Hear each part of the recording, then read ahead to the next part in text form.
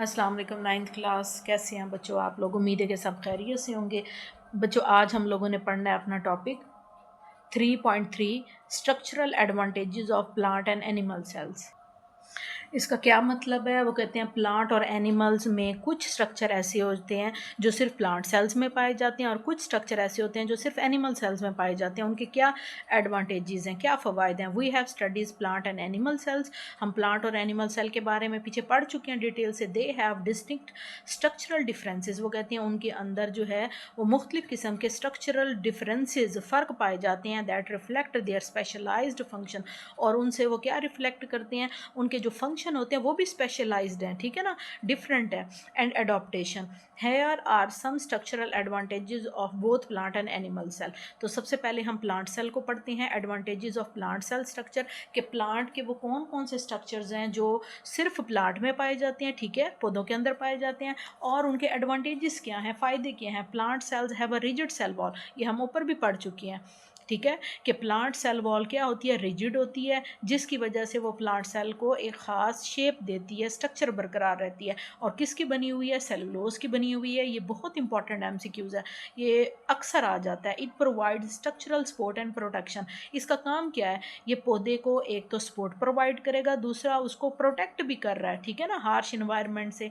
Number 2, they contain chloroplast. Same वही फ़र्क है जो ऊपर हमने कंपैरिजन में पढ़ा है। इनके अंदर क्या होता है? क्लोरोप्लास्ट होता है, ठीक है, प्लांट सेल में होता है, एनिमल में ये नहीं होता। Which are responsible for photosynthesis. और ये किस चीज़ का जिम्मेदार होता है? फोटोसिंथेसिस का। जाहिर है जो क्लोरोप्लास्ट के अंदर क्लोरोफिल होता है और वही फोटोसिंथेसिस करवाता है।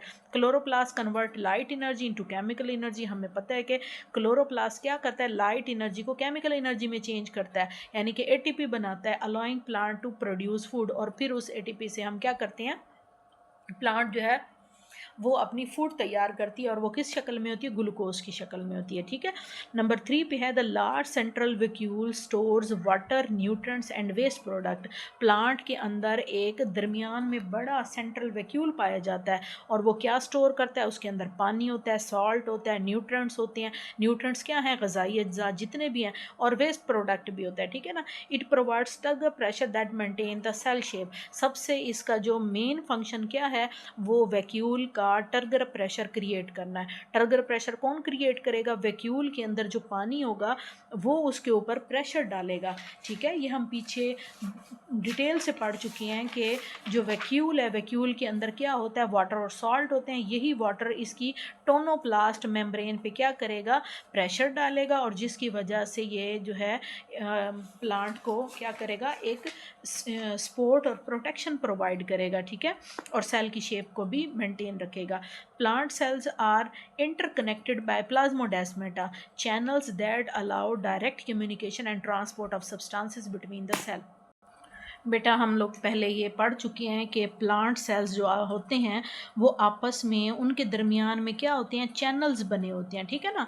ये हैं चैनल्स। इस चैनल की वजह से क्या होता है कि एक सेल के जो मॉलिक्यूल्स हैं वो दूसरे सेल में आ सकते हैं, ठीक है ना। ये दरमियान में ये क्या है? ये हमारे पास चैनल्स हैं, ठीक है,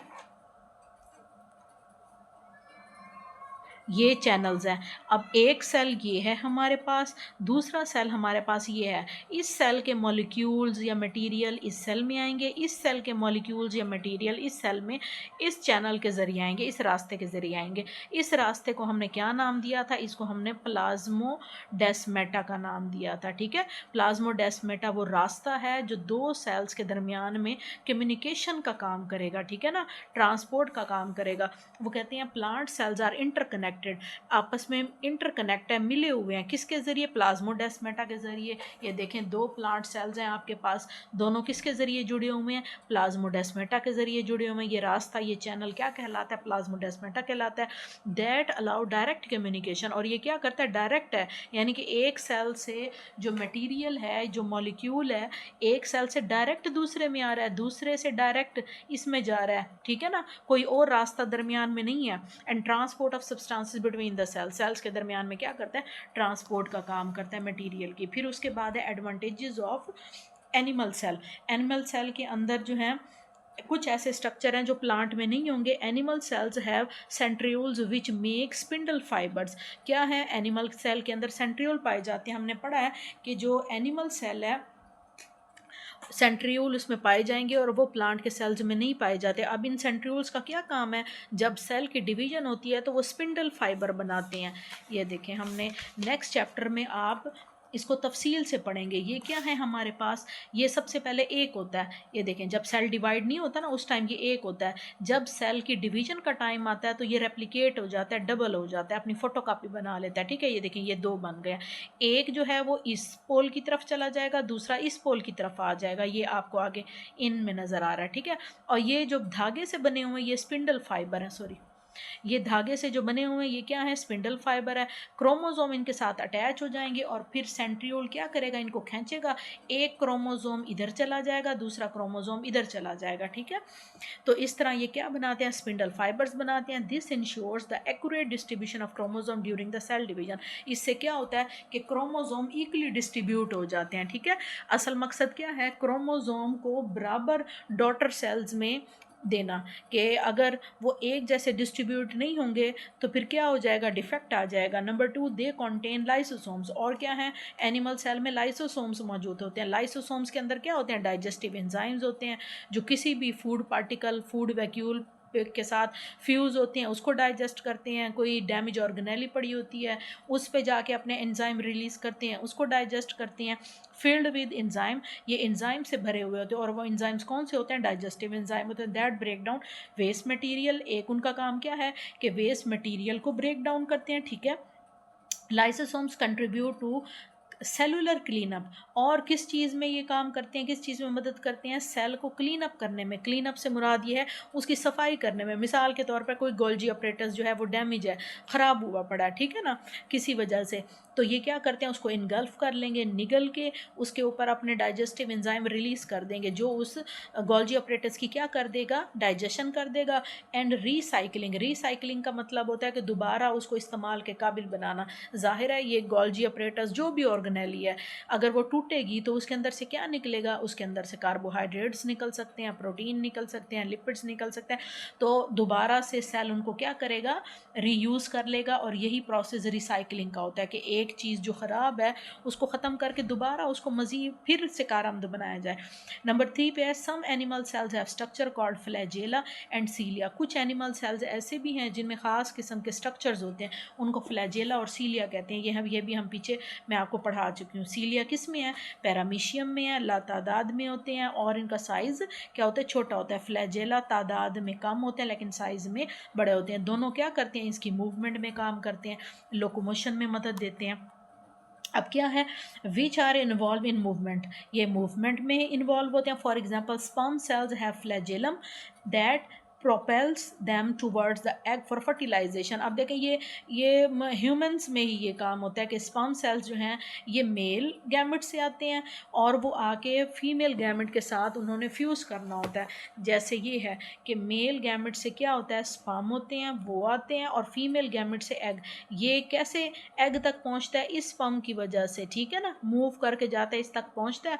पहुंचने के बाद जब ये आपस में फ्यूज़ होते हैं तो इस प्रोसेस को नाम देते हैं फर्टिलाइजेशन। ठीक है, इस प्रोसेस का क्या नाम है, इस प्रोसेस को कहते हैं फर्टिलाइजेशन। अब फर्टिलाइजेशन के नतीजे में क्या बनता है, जाइगोट बनता है और आगे मज़ीद मराहिल जो हैं वो इस तरह चलते जाते हैं। लास्ट का एक पॉइंट है हमारा, वो है they lack a rigid cell wall. Lack का मतलब होता है कमी होना, इसमें क्या है, रिजिड सेल वॉल की कमी है। मैंने आपको बताया कि सेल वॉल तो हमेशा पौधों के सेल में होती है। Allowing them to change shape easily. अब जब ये रिजिड सेल वॉल नहीं है तो इसका मतलब है जो एनिमल सेल है उसकी शेप भी बरकरार नहीं रहती। ठीक है, तो वो कहते हैं कि वो जिसकी वजह से वो ईज़िली अपनी शेप जो है चेंज कर सकता है। इसकी मिसाल मैं आपको ऐसे देती हूँ, जैसे हमारे बॉडी के अंदर क्या होते हैं, हमारी आर्मी होती है, वाइट ब्लड सेल्स होती है। जब भी हमारी बॉडी के अंदर कोई बैक्टीरिया आ जाता है, ठीक है, तो वो बैक्टीरिया मिसाल के तौर पर ये एंटर हुआ है हमारी बॉडी में। अब जो वाइट ब्लड सेल होते हैं ये वाइट ब्लड सेल हैं, ठीक है, ये एक्टिव हो जाते हैं। अब इस वाइट ब्लड सेल ने जाके इस बैक्टीरिया को इनगल्फ करना है, खाना है, तो वो कैसे जाएगा, अगर इसकी शेप रिजिड होती है प्लांट की तरह, तो ये मूव कैसे करता, ठीक है ना। जैसे तो अब इसकी शेप जो है वो रिजिड नहीं है, फ्लेक्सिबल है, ये ऐसे ऐसे मूव करता करता ना आगे पहुंच जाएगा। जैसे कौन मूव करता है, अमीबा, आपने पढ़ा होगा, अमीबा मूव करता है और इस तक पहुंच जाता है, इसको इनगल्फ कर लेता है, ठीक है। तो इस तरह क्या करता है, ये इसको मदद करते हैं कि ये इजीली मूव कर सकें, ठीक है। This flexibility is crucial, crucial कहते हैं अहम, ये जो फ्लेक्सिबिलिटी है, लचक जो है, ये बहुत अहम है for cell membrane, cell membrane में, ठीक है। Such as white blood cell moving to sites of infection और इंजरी। वो क्या करते हैं, वाइट ब्लड सेल जो हैं उन्होंने कहीं इन्फेक्शन हो गया है, बैक्टीरिया आ गया है, कोई इंजरी हो गई है, कट लग गया है, वहाँ उन्होंने पहुँचना है। तो वो कैसे पहुँचेंगे, अगर उनके अंदर सेल वॉल होती तो फिर वो ना मूव कर सकते। अब सेल वॉल नहीं है, सेल मेम्ब्रेन बड़ी फ्लेक्सिबल है और वो क्या करती है, इनको मूव करवा के बैक्टीरिया तक पहुंचवा देती है, ताकि वो बैक्टीरिया को या कोई भी माइक्रो ऑर्गेनिज्म बॉडी के अंदर जो एंटर हुआ है उसको इनगल्फ कर ले।